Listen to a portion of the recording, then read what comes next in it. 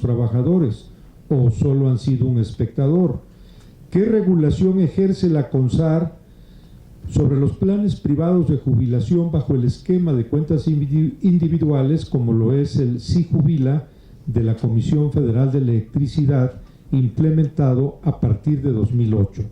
Y el doctor Juan Ángel Castillo Lafarja, del Sindicato Nacional de Trabajadores del Seguro Social, le pregunta al representante de la CONSAR, el doctor Kubli-Kaiser, ¿por qué continuar con un sistema de pensiones Afore cuando no aseguran pensiones dignas? ¿Por qué insistir en el ahorro voluntario cuando los salarios no lo permiten? Tiene la palabra el doctor Kubli-Kaiser. Gracias, muy amable, agradezco las preguntas, ¿no? En relación a la primera pregunta, si no se ha sancionado a las Afore por parte de las minusvalías, bueno, en primer lugar, el marco jurídico de la CONSAR, de la regulación, no contempla que se sancionen a las Afores por registrar minusvalías, ¿no? Así está el marco jurídico, ¿no? Aquí simplemente lo que yo comentaría también, sí es importante distinguir entre lo que es una minusvalía y lo que es una pérdida. O sea, como cualquier portafolio financiero, pues está sujeto a vaivenes en los mercados y a que la evaluación del activo que se tiene pues pueda tener minusvalías, pero también puede tener plusvalías, ¿sí? Ahora, una plusvalía no quiere decir una ganancia, al igual que una minusvalía no quiere decir una pérdida, por la simple y sencilla razón de que las ganancias o pérdidas se dan cuando uno realiza esa ganancia o esa pérdida. ¿Qué quiere decir esto? Si yo tengo, por ejemplo, un activo, un bono, que me costó 100 pesos, y por los vaivenes del mercado tengo una minusvalía y ahora vale 90, ¿sí? Ok, vale 90, pero eso no quiere decir que tenga una pérdida de 10. El día que tengo una pérdida de 10 es cuando vendo ese bono a 90. Lo compré a 100, lo vendo a 90, claro, tengo una pérdida de 10, ¿sí? Pero las minusvalías, pues en ese sentido no son una pérdida. Y lo que sí se ha visto, y realmente en las cifras históricas del sistema lo hemos visto, las minusvalías, ese es un fenómeno financiero universal. Las minusvalías tienden a corregirse en el largo plazo, y como en los fondos de pensiones lo que tenemos son activos a largo plazo, son inversiones a largo plazo, eventualmente estas cuestiones se corrigen. Ahora, ¿qué ha hecho la CONSAR? ¿En dónde está realmente el problema? Y donde yo creo que sí hemos puesto una pequeña solución. En donde está el problema cuando hay minusvalías es si se da una minusvalía cuando yo estoy próximo a la pensión, ¿sí? O sea, si yo digo que las minusvalías se corrigen a largo plazo y yo todavía voy a estar en el sistema 25 o 30 años, la verdad no me debe preocupar la minusvalía del día de hoy. Pero si yo estoy próximo a jubilarme la siguiente semana, pues claro que estoy preocupado por la minusvalía que se genera el día de hoy. Entonces, precisamente para contrarrestar eso que ha hecho la CONSAR, recientemente se creó una nueva CIEFORE básica. Como ustedes saben, las CIEFORE son los fondos, las sociedades de inversión donde las AFORES invierten nuestros recursos, y eso está regulado por la CONSAR. Bueno, ¿qué es lo que hizo la CONSAR recientemente? A los que ya están muy próximos al retiro, por ley todos sus recursos se mueven a una CIEFORE en donde hay básicamente activos de muy muy bajo riesgo, precisamente para minimizar que una minusvalía se traduzca en una pérdida, una posible minusvalía se traduzca en una pérdida. Entonces yo creo que eso es pues lo que ha podido hacer la CONSAR, ¿no? Ahora, si se plantea que hay que sancionar por este tipo de cosas, bueno, esa es una cuestión del marco jurídico, habría que modificar el marco jurídico, y bueno, pues eso no es facultad de la CONSAR, ¿no? Sobre la regulación de los planes privados de pensiones, quizá aquí también partimos de cómo está el marco jurídico. O sea, los planes privados de pensiones lo que tienen que hacer es registrarse en la CONSAR. Entonces nosotros tenemos un registro de aproximadamente 2,000 planes privados de pensiones, los revisamos, ¿no? Pues vemos cómo está su estructura, y bueno, pues a partir de ahí podemos darles recomendaciones, y pues tenemos ahí el registro, y repito, se les puede dar recomendaciones, no es una regulación directa como si la tenemos sobre las AFORES, pero en este caso pues lo que hacemos es el registro, ¿no? Y la segunda pregunta, bueno, pues es obviamente muy profunda, ¿no? Dice, ¿por qué seguir con este modelo si se ha visto que no dice la pregunta, que no ha dado los resultados esperados, ¿no? Yo creo que aquí se dijo también algunos compañeros que hablaron en el panel lo dijeron. Yo creo que es muy importante ver que tenemos una estructura que existe, para bien o para mal tenemos una estructura que ahí está. Entonces yo creo que lo que tenemos que hacer es corregir esa estructura. Yo sí creo que es viable corregir el sistema que tenemos, pero sobre la estructura que está. O sea, no hace falta destruir el edificio y construir un edificio nuevo, que tampoco sabemos cuál es, ¿no? Entonces yo sí creo que lo que podemos hacer es tomar la estructura del edificio que tenemos y corregir lo que a nuestro ver de manera consensada sentimos que no funciona. Y entonces van a hacer correcciones, ¿no? Y entonces ir corrigiendo, pero dentro de la misma estructura. O sea, yo creo que la misma estructura bien implementada, ¿no?, bien corregida, puede ser viable. Pero pues eso es todo lo que les ha planteado aquí en la mesa, lo que tendríamos que hacer. O sea, realmente lograr los consensos necesarios para poco a poco ir trabajando hacia ello, ¿no? Y también la pregunta mencionaba lo del ahorro voluntario. O sea, ¿por qué insistir en el ahorro voluntario cuando los salarios son tan bajos? Sí, es una realidad, claro que sí es cierto, pero también es una realidad que en México, desafortunadamente, la población, y no solamente el ahorro pensionario, el ahorro en general, no tenemos el hábito del ahorro. Y como lo hemos demostrado nosotros, o sea, no solamente nosotros, o sea, cualquier cálculo lo puede hacer uno, ¿no? O sea, si uno ahorra 50 o 100 pesos con cierta regularidad, aquí no importa tanto el monto, sino lo que importa es la disciplina y la regularidad. O sea, si yo en mi presupuesto familiar me propongo realmente ahorrar 100 pesos durante el mes, claro, ustedes me van a decir, con 100 pesos no se va a arreglar el problema de la pensión. No, pero va a contribuir, o sea, 100 pesos capitalizados, o sea, con rendimiento, que no los toco, cada ahorro, cada mes tengo la disciplina de ahorrar 100 pesos y se van acumulando y se van capitalizando en mi cuenta, pues al cabo de los 25 o 30 años sí voy a tener una cantidad importante. Repito, no me va a solucionar el problema de manera integral, pero va a contribuir a que tenga yo más recursos en la cuenta y por ende la pensión puede ser mayor, ¿no? Entonces es un problema de hábito, de disciplina, y bueno, es en todos los ámbitos, ¿no? O sea, desafortunadamente en ese sentido no tenemos una cultura de ahorro. Entonces por eso es este énfasis de querer fomentar el ahorro voluntario, no como una solución absoluta, pero sí como algo que puede contribuir, y que para ello lo que necesitamos hacer es tener realmente la voluntad y la disciplina para poder ahorrar, aunque sea poquito, no importa el monto, realmente lo que importa es la constancia, la persistencia y la disciplina para poder hacerlo. Gracias. Gracias, doctor Rubli. Le damos la bienvenida al senador presidente de la Comisión de Seguridad Social del Senado de la República, el doctor Fernando Mayans Canaval.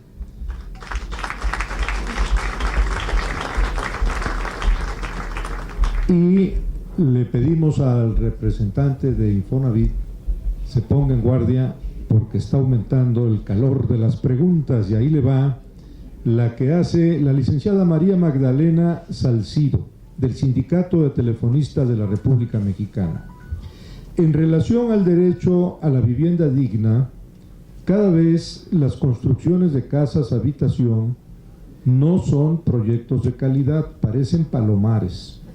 No cuentan con espacios para movilidad de seres humanos. Tienen pilares indelebles. Los únicos que ganan son las empresas constructoras, que en muchas ocasiones sus dueños son funcionarios del gobierno que las compran cuando ya no pueden pagarlas los trabajadores y luego esas casas las revenden. ¿Alguna respuesta?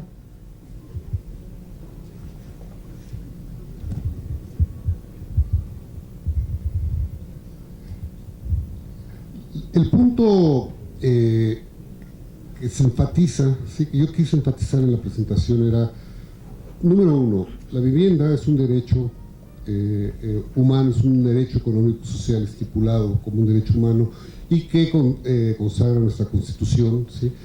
Y que en esta medida, sí, el Estado tiene el deber de preservar y proteger este derecho. Ese es un primer punto. Al mismo tiempo, la vivienda es un componente, probablemente el componente más importante, sí, del patrimonio de las familias en México y en la mayor parte de los países del mundo, ¿sí? Dado eso, la vivienda constituye, ¿sí?, un componente de lo que se llamaría los recursos disponibles para el ahorro durante el retiro en un sentido más amplio. si estamos de acuerdo con lo que el siguiente paso es, en consecuencia, lo que tenemos que trabajar en paralelo con el tema de pensiones, dado que vivienda es parte del sistema de seguridad social en México, es parte del SAR, para bien o para mal, ahí quedó, ¿sí? Trabajar en fortalecer, ¿sí?, la política de vivienda social en nuestro país, de tal forma que se puedan tener acceso a viviendas, ¿sí?, de calidad, a viviendas asequibles para los trabajadores, ¿sí? Y ese es el mensaje fundamental. Que hay problemas, que ha habido problemas en el pasado, etcétera. Por supuesto que ha habido problemas, como ha habido problemas en el sistema de pensiones y como ha habido problemas en la provisión de otros derechos de la seguridad social, ¿sí? El problema es cómo se va a plantear para ir mejorando, ir resolviendo, ir solucionando ese tema, así como en el caso de pensiones y así como en el caso de otros temas de la seguridad social.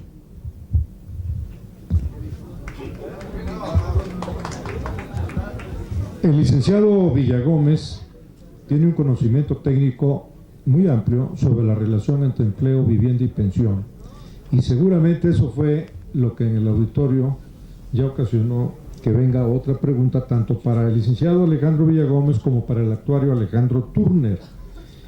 Es una pregunta que no dice quién la origina. Si luego se identifica quién la envió, se lo agradeceríamos, porque plantea lo siguiente: respecto a la propuesta de utilizar el sistema Infonavit para el retiro, no hablan de que tanto el Infonavit como el Fobiste son una opción de financiamiento bastante caro, aún considerando que está dirigido a un segmento de trabajadores con ingresos más bajos. Los 30 años que fijan para saldar el crédito promedio de 300,000 pesos, más que se pagan en ese periodo. Se debiera reformar y reestructurar la forma en que se otorgan y calculan las amortizaciones de ese crédito, porque llevándolos al extremo, estos institutos se quedan con parte de los ahorros que los trabajadores pueden retirar en una exhibición al llegar al retiro o integrarlos al monto de su pensión. Si en sus diagnósticos han mencionado que las AFORES son un gran negocio, los institutos de vivienda también resultan serlo. Solo para conocimiento del auditorio, dice quien envió esta pregunta: un crédito en el Instituto de Vivienda cobra un interés anual de 6%, según más bajo que un banco en promedio que están en 10%. Pero lo que no dicen es que el saldo deudor al final del año se actualiza conforme al salario mínimo, todo el saldo, lo que vuelve impagable ese crédito cuando el plazo es menor a los 30 años establecidos. ¿Alguien se identifica como autor de la pregunta? ¿Su nombre? Erika Soto. Va dirigida, la economista Erika va dirigida al licenciado Alejandro Villagómez y al actuario Alejandro Turner.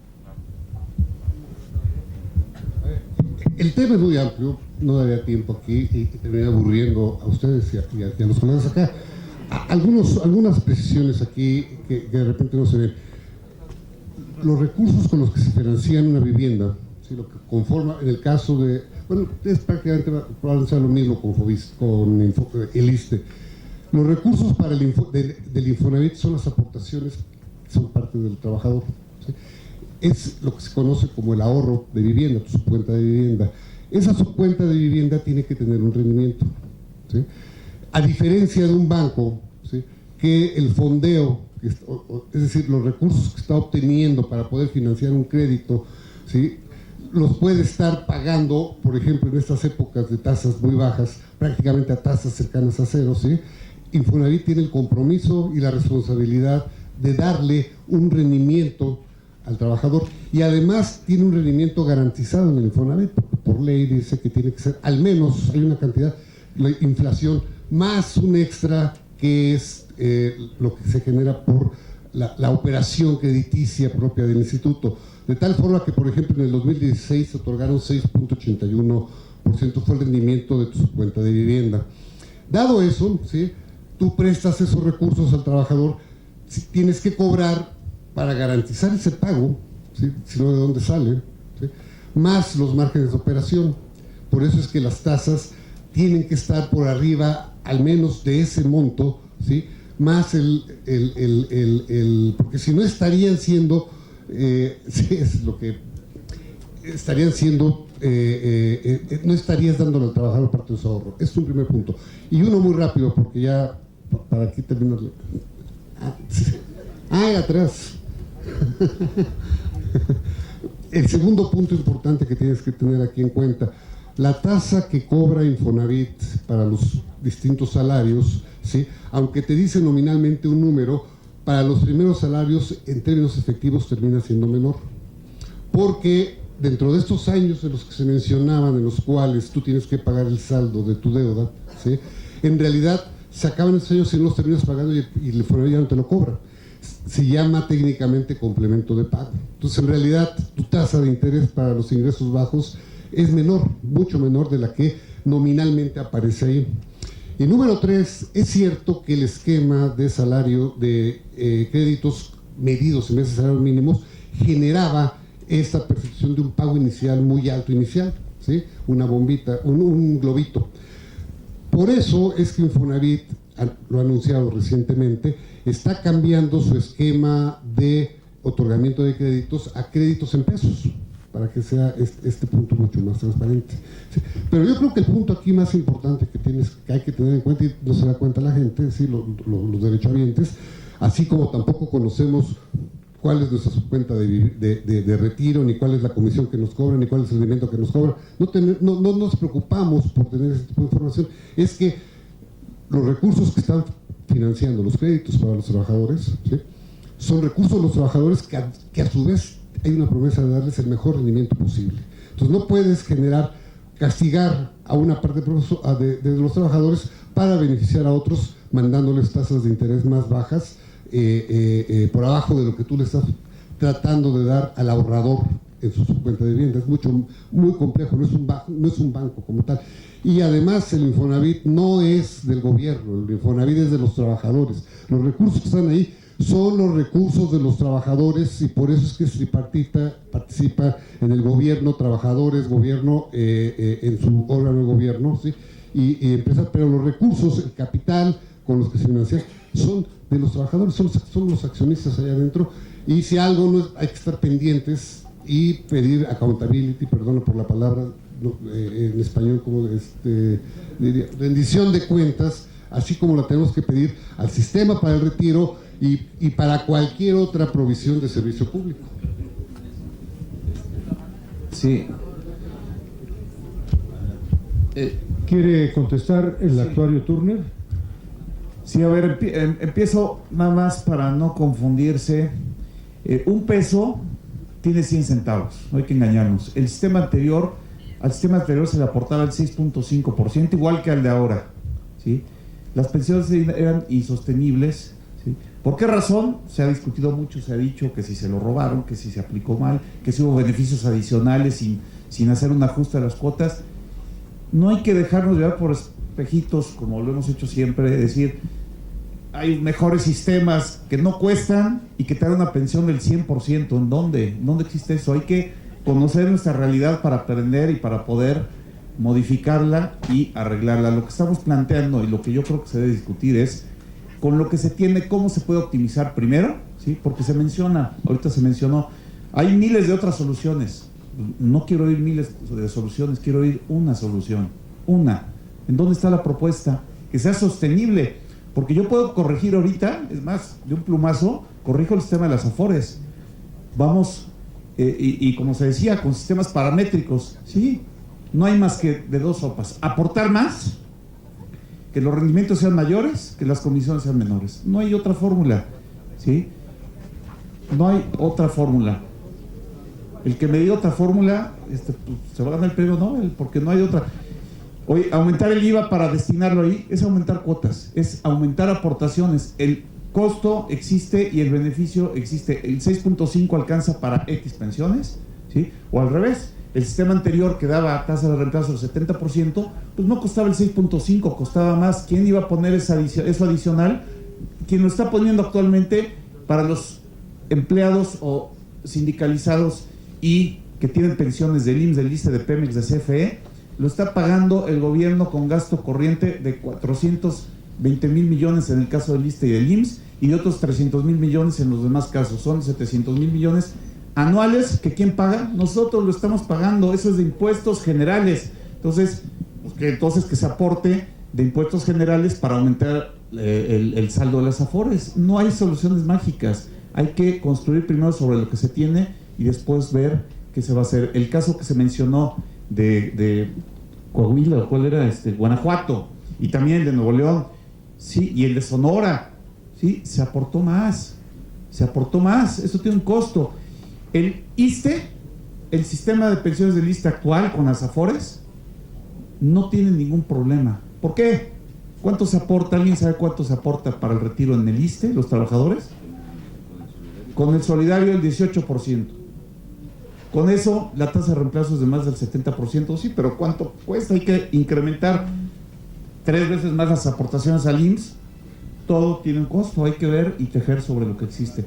Y por eso es la propuesta del Infonavit, y no es que se obligue a tener una hipoteca inversa, es que se dé un mecanismo y el que quiera lo hace, el que quiera lo toma. Hay en la actualidad gente, muchísima gente, que no puede seguir en su casa, ¿sí? Porque no tiene recursos para mantenerla, y se va a casa de su hijo, de su hija, o se va a un lugar mucho más pequeño para vender lo que tiene y de ahí financiarse. Entonces, es un mecanismo que no va a solucionar, es adicional a lo que se ha planteado. Tenemos tiempo para una pregunta final y quedan varias que se las turnaremos a quienes van dirigidas. Simplemente daré lecturas a ellas y podrán comentarlas en privado con los señores ponentes. De Saúl Augusto Pérez Alvarado, Federación de la Seguridad Social para Jubilados y Pensionados, dirigida al licenciado Alejandro Villagómez, quien podrá comentarla con él. En lugar de hipotecas regresivas, ¿por qué no darle efectividad plena al artículo 141, fracción segunda de la Ley Federal del Trabajo?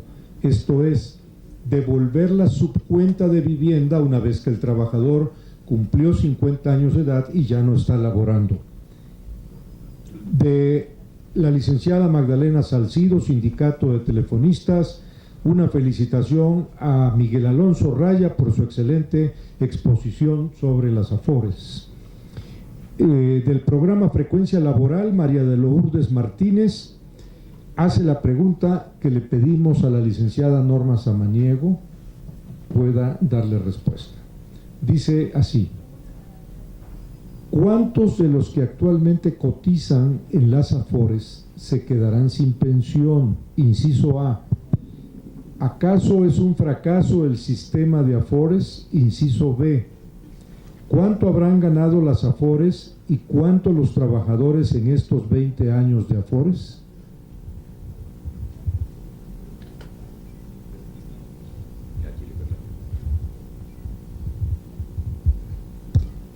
Bueno, no tengo yo el dato exacto en este momento, pero incluso en el estudio mismo de la OCDE aparece el dato calculado por este organismo internacional de que aún los que están en este momento y aún los que hayan cumplido con toda una carrera y cumplido con las características en tiempo para llegar a una cotización, una proporción muy importante de ellos no va a tener lo suficiente para tener el derecho a pensión.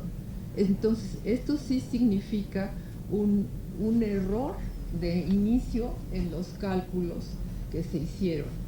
De hecho, los modelos utilizaban teóricamente todavía hasta hace algunos años densidades del 100%, que ya no se cumplen ni en el caso de México ni en los países mismos de la OCDE. No le puedo dar el dato preciso, no quiero errar, pero ustedes pueden observarlo si ustedes consultan el propio estudio de OCDE, allí aparece esta misma información.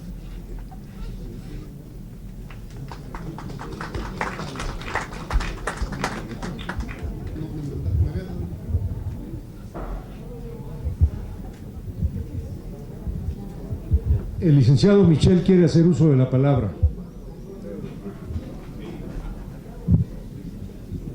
Solamente para hacer un comentario adicional y a partir de lo que se ha dicho. O sea, lo que necesita el sistema de seguridad social efectivamente es repensarse, y ahí coincido con el exdiputado Alonso Raya, de este grupo de trabajo que tiene que repensar el tema, porque si bien es cierto, y aquí hemos llegado a la conclusión de lo que se necesita es una mayor aportación de los tres sectores de la sociedad, como se dijo, también estoy de acuerdo. Si se necesita eso, necesitamos idear la forma en que eso se dé. No se puede cargar solamente a los trabajadores, solamente a los empresarios o solamente al gobierno. Y por eso es que quizás un sistema, y abono lo que yo planteé, un sistema que se base más en recursos fiscales y en impuestos que pagamos todos, independientemente de nuestra condición laboral, son sistemas que pueden hacer más democrática la participación de todos y la contribución de todos a ese mejoramiento del sistema de seguridad social. Por ello es que yo abono a la necesidad de ese grupo de trabajo que se ha planteado en múltiples ocasiones para generar entre todos la solución a este problema de la seguridad social. Y sobre todo que apunte a un consenso nacional constructivo, positivo y propositivo. Finalmente ese ha sido un gran paso que hoy dio la Comisión de Seguridad Social del Senado de la República, y hemos llegado al final de las presentaciones de tan distinguido grupo de expertos. Muchas gracias, maestro Humberto Hernández Haddad. Sin duda alguna, esta semana de la seguridad social se cierra con un excelente panel. Vamos a pedir atentamente al señor senador Fernando Mayans Canaval, en su calidad de presidente de la Comisión de Seguridad Social, tenga bien hacer entrega de los reconocimientos que la Comisión, en nombre del Senado de la República, entrega a los panelistas. Si es tan amable, señor senador, empezando por ahí a su izquierda, por el doctor Alejandro Villagómez.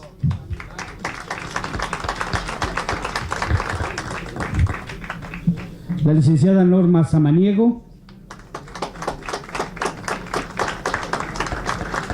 El licenciado Saúl Escobar.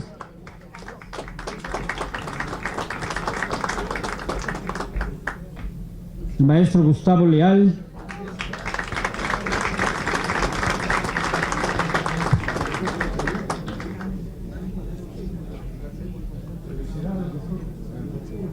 Al maestro Humberto Hernández Haddad, nuestro moderador. Al maestro Miguel Alonso Raya.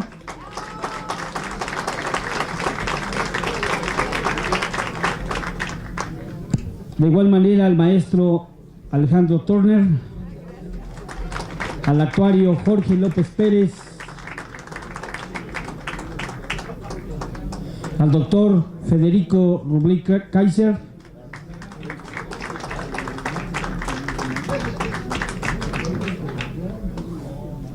y al doctor Marco Antonio Michel Díaz. Les pedimos a nuestros panelistas permanecer en sus lugares. Y si pueden mostrar el reconocimiento para la fotografía y la imagen de este panel, si son tan amables. Y les damos un aplauso. Ha sido sin lugar a dudas un excelente panel que reconfirma la importancia de este foro convocado por la Comisión de Seguridad Social en el Senado de la República.